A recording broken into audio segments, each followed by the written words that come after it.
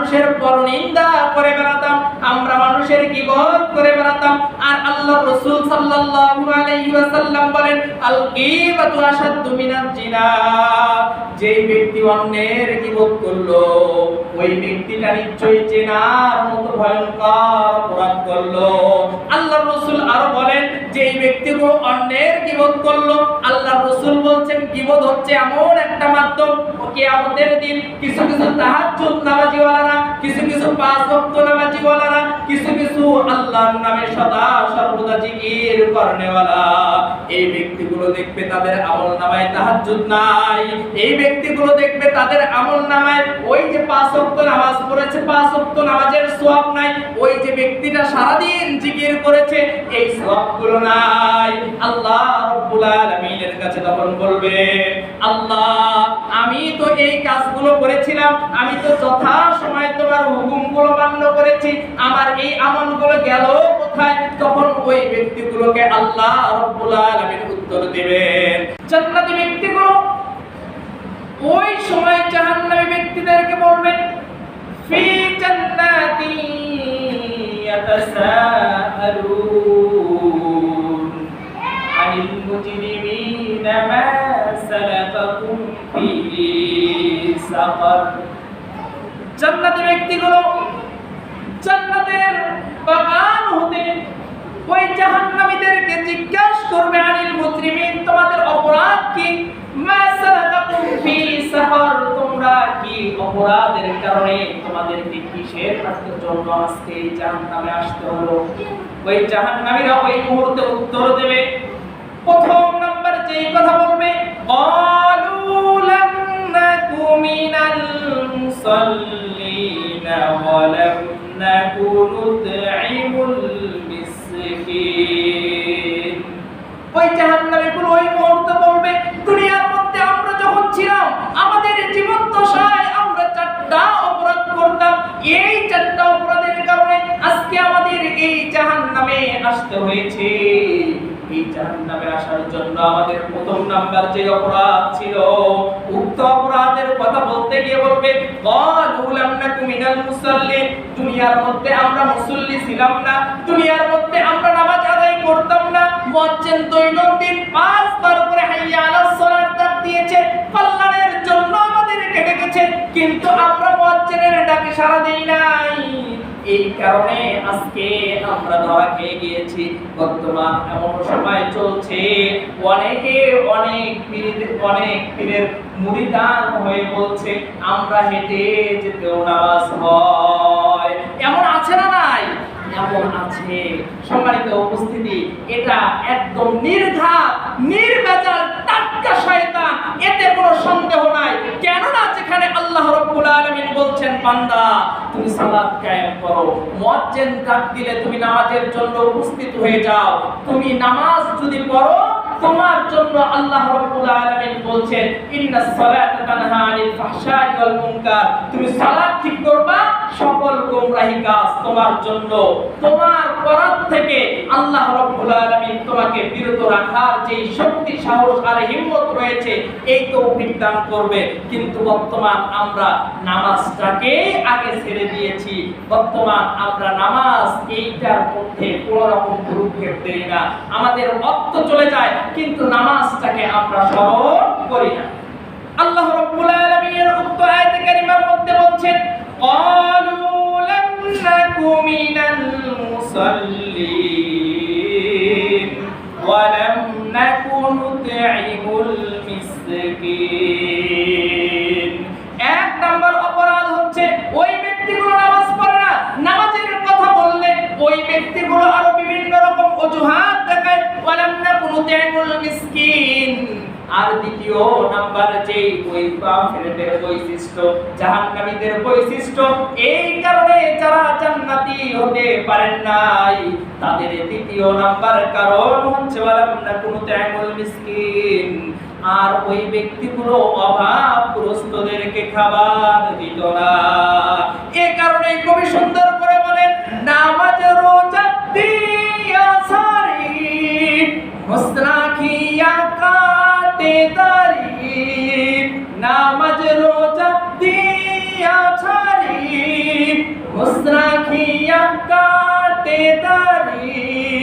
তলবে তলে জিকির করে, তলবে তলে জিকির করে, শুধুই নামের মুসলমান। এক পাশে তোর জান্নাত রবে, অপর পাশে জাহান্নাম। ডান পাশে তোর জান্নাত রবে, বাম পাশে তোর জাহান্নাম। যে ব্যক্তিগুলো নামাজ বাদ দিয়ে শুধু বলে আমাদের নামাজ রাস্তা দিয়ে হেঁটে যেতেই হয়, আমরা কলবে জিকির রয়েছে, আবার ওই ব্যক্তিগুলোই দেখবেন এই যে লালনের মাজার রয়েছে, এই লালনের মাজারের মতো বাংলাদেশে অসংখ্য মাজার রয়েছে, যেই মাজারগুলোর মধ্যে তারা নামাজ কালামের ধার ধারে না, কিন্তু তাদের গাঞ্জার আসর ঠিকই চলছে। আর ওই সকল ব্যক্তিরা ওই বাবার কাছে গিয়ে তাদের কপালটাকে তাদের ওই কবরের কাছে নুয়ে দিচ্ছে, যেই সম্পর্কে আল্লাহর রাসূল বলেন লা তাত্তাখিযুল কুবুর মাসাজিদ, তোমরা কবরকে সিজদার জায়গা বানাও না। আর যেই ব্যক্তিগুলো কবরকে সিজদার জায়গা বানালো, সে যেন পক্ষান্তরে আল্লাহর সঙ্গে শিরক করলো। আর যে ব্যক্তি আল্লাহর সঙ্গে শিরক করলো, সে খাঁটি তওবা না করা পর্যন্ত জান্নাতে যেতে পারবে? জান্নাতে যেতে পারবে? সন্দেহ আছে? সন্দেহ আছে? তাহলে যে না বললেন না, আপনারা যা বলেন না, আপনাদের কি সন্দেহ আছে? সম্মানিত উপস্থিতি, যতক্ষণ কথা বলবো আপনারাও একটু সাউন্ড দিবেন, তাতে ইসমিহাটা বেড়ে যায়। সম্মানিত উপস্থিতি, ওই ব্যক্তিগুলোর এক নাম্বার বৈশিষ্ট্য, যারা জাহান্নামী হবে, তারা বলবে আমরা দুনিয়ার মধ্যে মুসল্লি ছিলাম না। দুই নম্বরে তারা বলবে আমরা এতিম মিসকিনদেরকে খাবার দিতাম না। وَكُنَّا نَخُوضُ مَعَ الْخَائِضِينَ। ওই ব্যক্তিগুলো বলবে দুনিয়ার মধ্যে চলারত অবস্থায় আমরা মানুষের পরনিন্দা করে বেড়াতাম, আমরা মানুষের গীবত করে বেড়াতাম। আর আল্লাহর রাসূল সাল্লাল্লাহু আলাইহি ওয়াসাল্লাম বলেন আল গীবাতু আশাদ্দু মিনাজ জিনা। যেই ব্যক্তি অন্যের গীবত করলো, ওই ব্যক্তিটা নিশ্চয়ই জিনার মতো ভয়ঙ্কর অপরাধ করলো। আল্লাহর রাসূল আরো বলেন যেই ব্যক্তিগুলো অন্যের গীবত করলো, আল্লাহর রাসূল বলছেন গীবত হচ্ছে এমন একটা মাধ্যম, কিয়ামতের দিন কিছু কিছু তাহাজ্জুদ নামাজীওয়ালারা, কিছু কিছু পাঁচ ওয়াক্ত নামাজীওয়ালারা, কিছু কিছু আল্লাহর নামে সদা সর্বদা জিকির করনেওয়ালা, এই ব্যক্তিগুলো দেখবে তাদের আমলনামায় তাহাজ্জুদ নাই। এই ব্যক্তিগুলো দেখবে তাদের আমলনামায় ওই যে পাঁচ ওয়াক্ত নামাজ পড়েছে, পাঁচ ওয়াক্ত নামাজের সওয়াব নাই। ওই যে ব্যক্তিটা সারা দিন জিকির করেছে, এই সওয়াবগুলো নাই। আল্লাহ রাব্বুল আলামিনের কাছে তখন বলবে আল্লাহ আমি তো এই কাজগুলো করেছিলাম, আমি তো যথা সময় তোমার হুকুমগুলো মান্য করেছি, আমার এই আমলগুলো গেল কোথায়? তখন ওই ব্যক্তিগুলোকে আল্লাহ রাব্বুল আলামিন উত্তর দিবেন বান্দা দুনিয়ার মধ্যে তোকে যে আমি পাঠিয়েছিলাম, এই পাঠানোর পরে তোকে তো আমি বলেছিলাম ওয়াকুন্না নাখুদু মা'আল খাইদিন, বান্দা তুই অন্য কোন রকম গীবত চর্চা করিস না।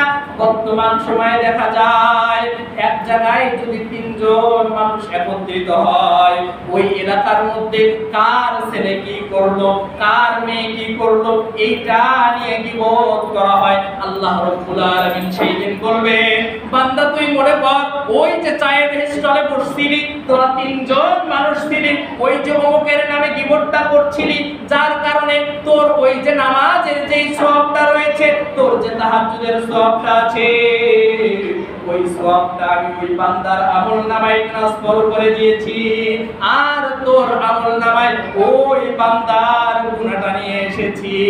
বর্তমান পুরুষের চাইতে মহিলাদের মধ্যে এই স্বভাবটা আরো বেশি আছে না? না, এই স্বভাবটা আরো বেশি। এক জায়গায় যদি তিনজন মহিলা এক জায়গায় হয়, শুনছিস নাকি অমুকের এখন স্যাংরা, অমুকের সেংরি কয় কি কয় না? এমন অসংখ্য রহরহ হচ্ছে, যেখানেই তিনজন দেখবেন সেখানেই দেখবেন কারো না কারো নামে গীবত পরনিন্দা হচ্ছে। ওই সময় কাফেররা বলবে দুনিয়ার মধ্যে আমরা চারটা অপরাধ করতাম, তার মধ্যে 3 নম্বর অপরাধ ছিল ওয়াকুন্না নাখুদু মা'আল খাইদিন, আমরা অপরের গীবত করতাম। সম্মানিত উপস্থিতি, এবার বলবে তোমাদের 4র্থ নম্বর অপরাধ কি? ওই সময় কাফেররা তথা ওই জাহান্নামী ব্যক্তিগুলো বলবেন ওয়াকুন্না কুন্না নুকাযযিবু বিয়াউমিদ্দিন। আমাদের চতুর্থ নাম্বার অপরাধ হলো আমরা আজকের এই যে কিয়ামতের দিবসটা, আজকের যেই দিবসে আমরা ধরা খেয়ে গিয়েছি, তোমরা যেই দিবসের মাধ্যমে জান্নাতি হয়ে গেছো আর আমরা যেই দিবসের মাধ্যমে জাহান্নামী হয়ে গেছি, ওয়া কুন্না নুকাযযিবু বিয়াউমিদ্দিন, এই দিবসটাকে আমরা অস্বীকার করতাম, এই দিবসটাকে আমরা মানতে চাইতাম না। এই দিবস সম্পর্কে আমাদেরকে মানুষ কেউ কিছু বললে আমরা তাকে উল্টা বলতাম, পরেরটা পরেই দেখা যাবে, নগদ যা পাও তাই নাও, পরের হিসাব আমরা পরেই দেখে নেব, এমন স্লোগান দিতাম, মানুষকে এমন কথা বলতাম। সম্মানিত উপস্থিতি, আল্লাহ রাব্বুল আলামিন সেই কারণেই বলেন, বান্দা তোমরা যে এই পৃথিবীর মধ্যে রয়েছো, তোমাদের এই কথা কি তোমরা ভুলে গিয়েছো? সুম্মা ইউমীতুকুম সুম্মা ইউহয়ীকুম সুম্মা ইলাইহি তুরজাউন। বান্দা এই পৃথিবীর মধ্যে তুমি একদিন উল্লেখযোগ্য কিছু ছিল না, অতঃপর তোমাকে আমি হায়াত দান করেছি, অতঃপর আবারও তোমাদেরকে আমি এই পৃথিবীর মধ্যে চলার শক্তি দান করলাম। পক্ষান্তরে সুম্মা ইলাইহি তুরজাউন, আমার সামনে তোমাকে আবারও আমি হাজির করাবো। আল্লাহ রাব্বুল আলামিন এই আয়াতে কারিমা চারটির ব্যাখ্যা করতে গিয়ে সূরাতুল মাউনের মধ্যে আল্লাহ রাব্বুল আলামিন বলেন, আরাআইতাল্লাযী ইউকাযযিবু বিদ্দীন ফাযালিকাল্লাযী ইয়াদউল ইয়াতীম ওয়া লা ইয়াহুদ্দু আলা তাআমিল মিসকিন। আল্লাহ রাব্বুল আলামিন তার প্রিয় রাসূল সাল্লাল্লাহু আলাইহি ওয়াসাল্লামকে বলছেন, আরাআইতাল্লাযী ইউকাযযিবু বিদ্দীন, ও রাসূল আপনি কি তাদেরকে দেখেন নাই যারা আমার ওই কিয়ামতের দিবসকে বিদ্দীন, আমার ওই কিয়ামতের দিবসকে ইউকাযযিবু মিথ্যা প্রতিপন্ন করেছে। ফাযালিকাল্লাযী ইয়াদউল ইয়াতীম, ওই ব্যক্তিগুলোই আবার এতিমের হকগুলো অন্যায় করে মেরে খেয়েছে। তদানীন্তনকালীন সময় তথা কাফের বেঈমানরা যেই সময় জাহেলি যুগ ছিল, ওই সময় ওরা করতো কি, কোনো ব্যক্তির যদি শিশু অবস্থায় তার পিতা মাতা মৃত্যুবরণ করত, ওই পিতা মাতা যে মৃত্যুবরণ করেছে তার রেখে যাওয়া সম্পত্তি যা রয়েছে সব কিছু তারা অন্যায়ভাবে গ্রাস করত। আল্লাহ রাব্বুল আলামিন ওই কথাই বলছেন, কিয়ামত পর্যন্ত এমন কিছু লোক থাকবে যেই লোকগুলো এতিমদের হক যথাযথভাবে বুঝিয়ে দেবেন না। আল্লাহ রাব্বুল আলামিন তাদের কথাই বলেন, ফাযালিকাল্লাযী ইয়াদউল ইয়াতীম, ওই ব্যক্তিগুলো এতিমদের হক যথাযথভাবে বুঝে দেয় না। ওয়া লা ইয়াহুদ্দু আলা তাআমিল মিসকিন, ওই মানুষগুলো মিসকিনদেরকে কোনো রকম সাহায্য সহযোগিতা করে না। তাদের দরবারে যদি কোনো সায়েল আসে তাদেরকে তারা ফিরিয়ে দেন। অথচ আল্লাহ রাব্বুল আলামিন অন্য সূরার মধ্যে বলেন, ওয়া আম্মাস সাইলা ফালা তানহার, বান্দা তোর সামনে যদি কখনো কোনো মিসকিন আসে, কোনো সায়েল আসে, কোনো ভিক্ষুক আসে, ফালা তানহার, তুই কখনো তাদেরকে ফিরিয়ে দিস না। বান্দা তোর তো একদিন উল্লেখযোগ্য কিছুই ছিল না, তুই তো এতগুলো টাকার মালিকও ছিলি না, আমি তোকে টাকা এতগুলো দান করলাম, তোকে আমি এত বড় বাড়ি দান করলাম, তোকে আমি এতগুলো গাড়ি দান করলাম, তারপরেও তুই কেন ফিরিয়ে দিস? আল্লাহ রাব্বুল আলামিন সে কথাই বলেন, ওই কাফের ব্যক্তিগুলো তথা যারা জাহান্নামী হবে, ওই ব্যক্তিগুলোর যে বৈশিষ্ট্য রয়েছে, ওই ব্যক্তিগুলোর বৈশিষ্ট্যর বিস্তারিত আল্লাহ রাব্বুল আলামিন সূরাতুল মাউনের মধ্যে বলেন, ওয়ালা ইয়াহুদ্দু আলা তাআমিল মিসকিন, ওই ব্যক্তিগুলো মিসকিনদেরকে খাবার দিত না, মিসকিনদেরকে ফিরিয়ে দিত। সম্মানিত উপস্থিতি, বর্তমান সময়ে দেখা যায় আমাদের ঘরে এই জিনিসটা অত্যন্ত রমরম চলছে। কেননা আমাদেরকে নামাজের কথা যদি বলে, আমরা যদিও নামাজ পড়ি, কিন্তু আমরা এই যে বিষয়টা তথা ফাযালিকাল্লাযী ইয়াদউল ইয়াতীম ওয়া লা ইয়াহুদ্দু আলা তাআমিল মিসকিন, এই বিষয়টার উপরে আমরা মোটেও রাজি না।